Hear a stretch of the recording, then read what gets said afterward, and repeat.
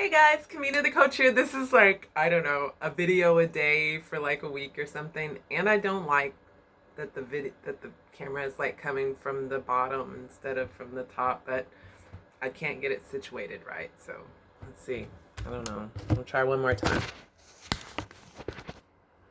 Oh, that's much better. Hi everyone, Kamina the coach here. So just a couple of things I'm mulling over before I get started on this. I'm really thinking about going and getting my coaching license, like shifting my focus to working with adoptees. Um, just because I feel really passionate about helping adoptees work through adoption trauma. I'm really thinking about doing this, possibly even just for free, maybe partnering with a search angel group and offering my services just for free, because it's really expensive to get good help, and we need help.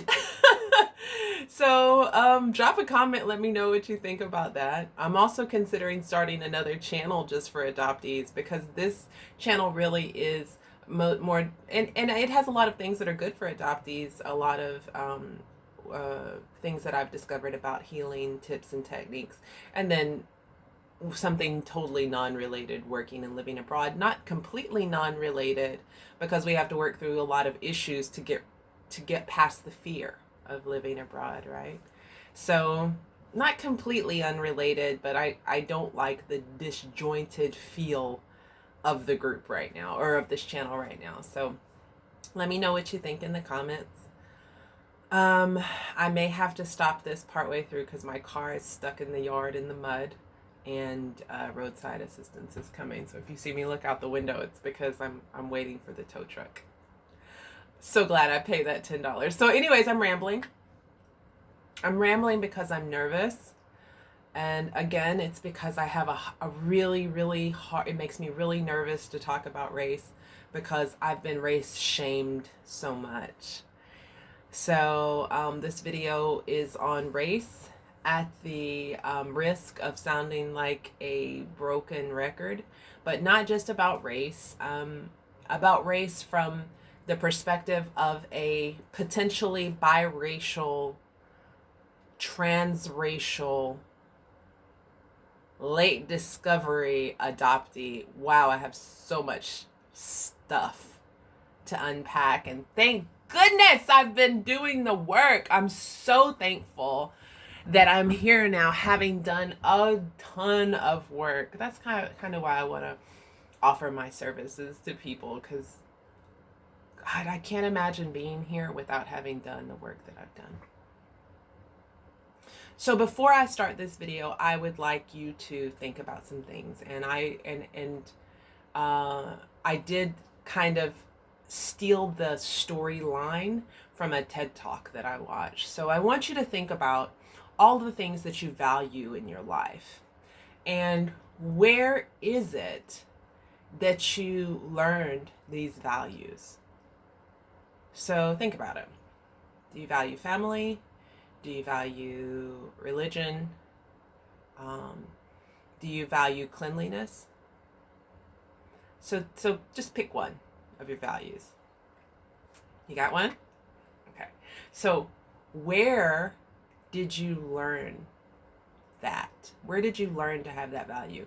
Trust me, your value system does not come from inside of you. You learned that is definitely a nurture thing that came from the outside, our value system. So where do we get our value system? We get our value system from educators. We get our value system from our parents. We get our value system from religious leaders, from political leaders. So make an attempt to put yourself back in slavery era, right? And as a white person, I know it's difficult if you're a person of color, but so think about what these people were getting bombarded with. Look at the statues in your city.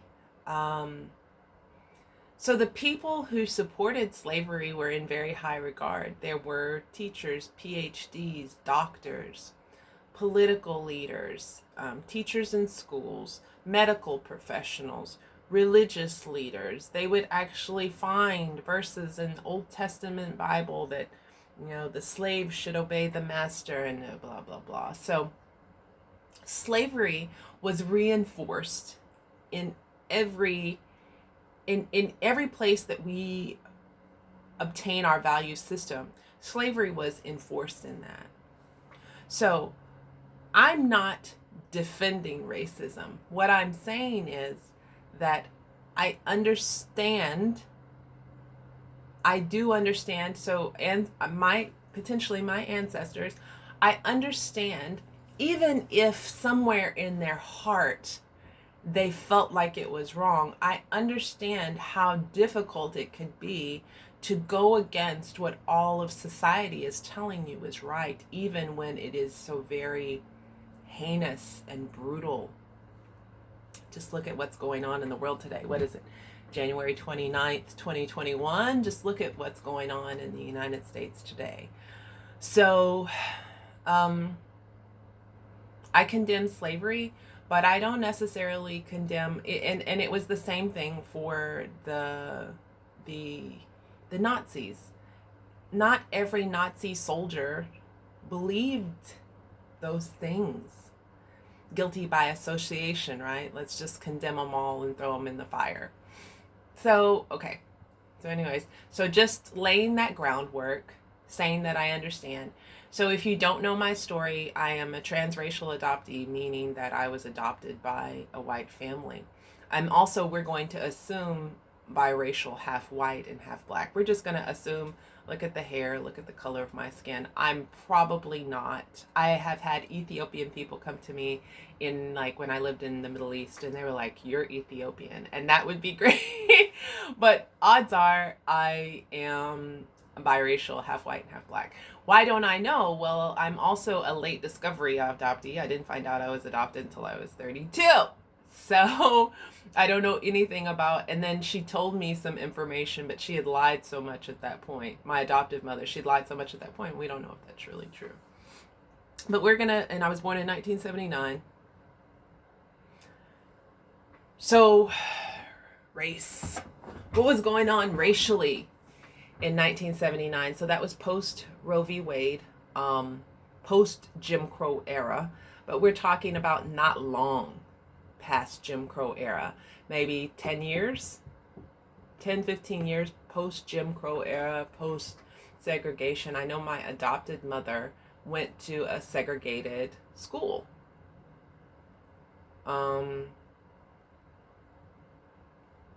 Not a segregated school, an all-white school. So I understand. I do. And I was raised white. So before I get started, in my mind, I was white until I was like 13, 14 years old.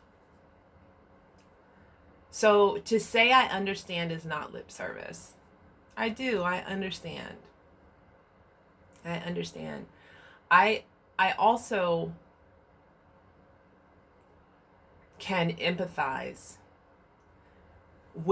for a very sensitive white person who is very aware, how much pressure that must be on your shoulders to know that your ancestors were part of something so heinous, mine too, part of something so heinous, and then looking at institutional racism in 2021 and feeling very helpless, and also feeling maybe attacked. And I can empathize with how potentially a very sensitive, very aware white person is feeling right now.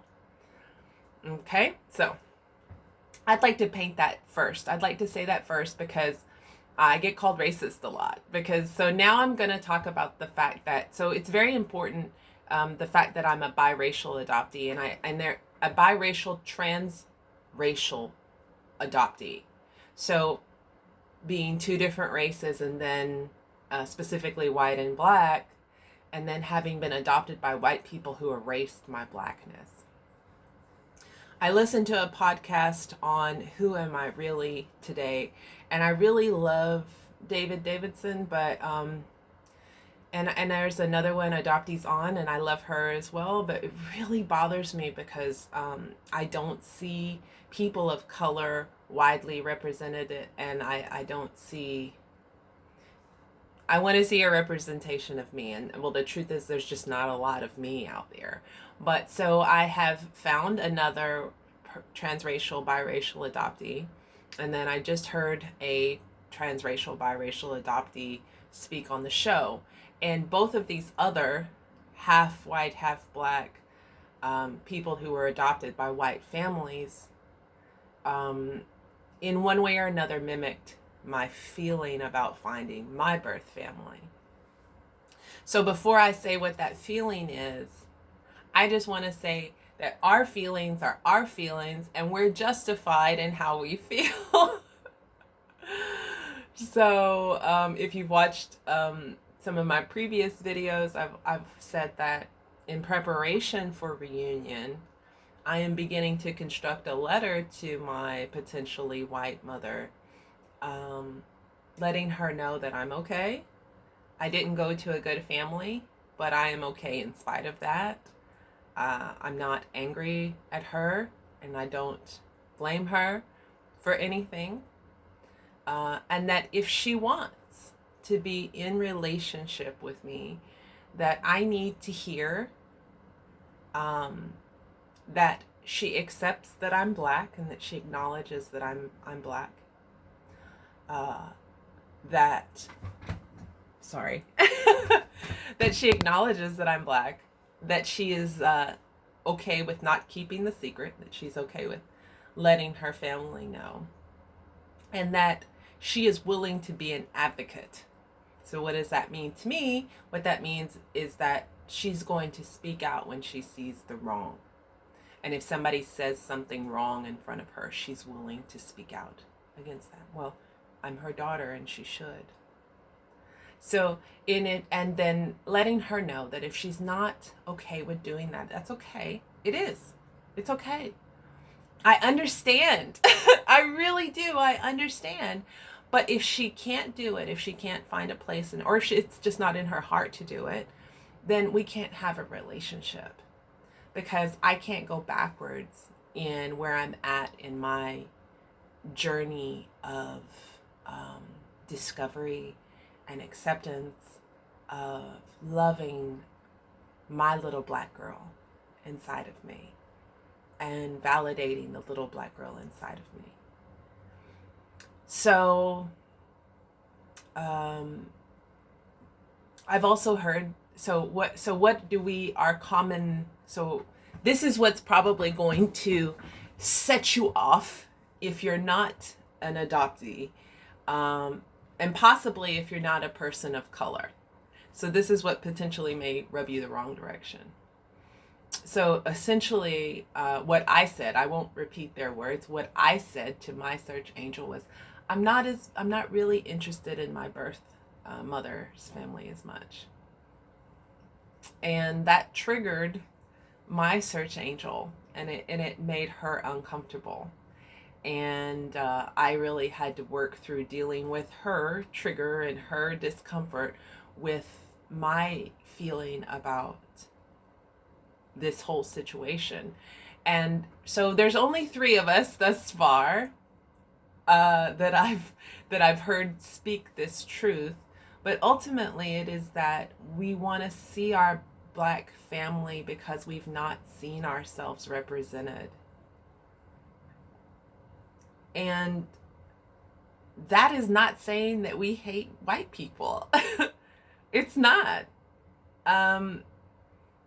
We've been surrounded our whole life by white people who wouldn't acknowledge that we were black, by white people who didn't celebrate our blackness, by white people who weren't advocates, by white people who would not defend us or protect us, or So it is really natural. That's what this video is about. It is natural. Stop attacking us. Stop telling us that there's something wrong with us for wanting to see people who look like us. It is possible that I don't look anything like my birth mother. I am 5'11". My hair only hangs like this because it's very, very long. It's past the middle of my back at this point. But when I was little, she kept it short. She had no idea what to do with it.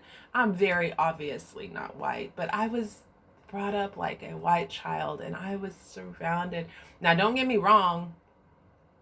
I love the country. And I think that there are some aspects of being from the country that are the same across the board. And it's too bad that all country folk can't see that. I was brought up fishing, and my dad was like super sportsman. He loaded his own bullets and shells and made his own fishing lures. And I don't fish anymore because I think it's cruel, but I am a country girl at heart. So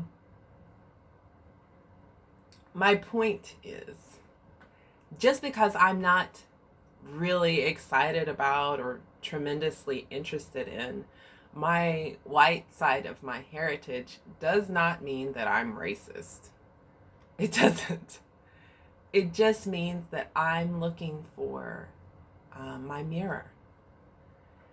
And I'm not even, it would be nice to have some kind of relationship with my black side, but I'm not holding my breath. We're talking 1979 in Texas.